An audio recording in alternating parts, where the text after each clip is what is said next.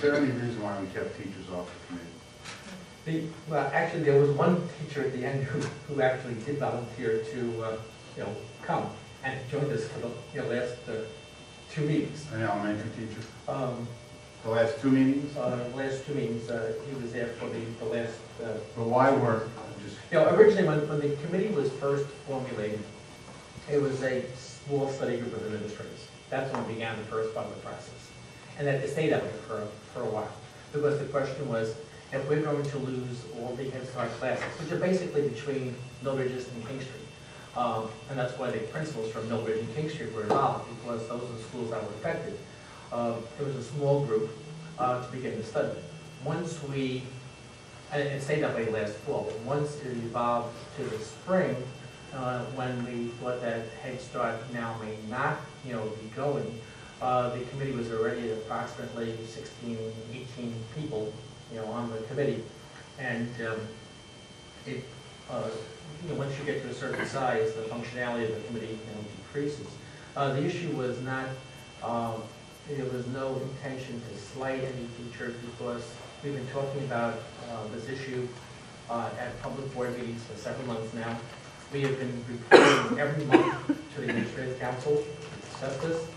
I spoke to the District Development Council, which is all teachers, a few weeks ago. I was invited to come and speak to them. And to be honest with you, when we were at Mill Ridge yesterday, this question came up.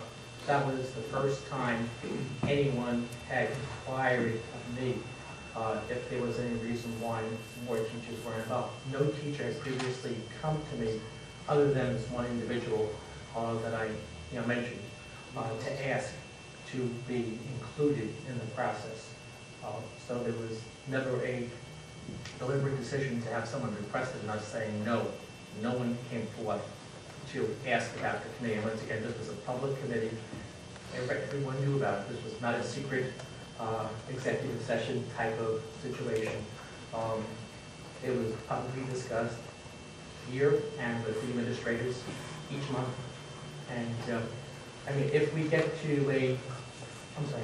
I just want to ask you, so any teacher could come at any time? If someone had asked, and one person did come forward. And you had the person on? I'm sorry. And the person was permitted? Yes. If I can just, I think if we go forward, we would have a greater extent, because if a decision made to do that, then teachers would be key in helping us plan the thing. And that decision is not to make that. You got to make that clear to everybody. And I think people ought to know that. But I also told Mill Ridge staff that I don't see a lot of people coming up helping us about our space problem. And I don't think we can just turn our heads and say we don't have a problem in front of us. It's going to be a big problem. Last year, we left with 10,239 students. We now have 200 more students in that. We are growing every month here.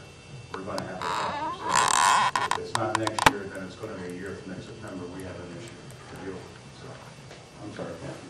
No, I was just going to ask Dr. Jaluski, how was it publicly stated? I can't hear you. Yeah. How was it public? How was the meeting public? Well, in the sense that How was it advertised? Oh, no, advertised in the sense of to the Administrative Council. Well, but beyond that, it was not. So they No. really had no in terms knowledge of, of when it was No. meeting and that they. no, it wasn't a could posted meeting that Okay. no. So they really had no idea that it was even going on. I think maybe that was the thing. There was no open communication, probably, I'm thinking. Well, that makes sense. Mr. Janela.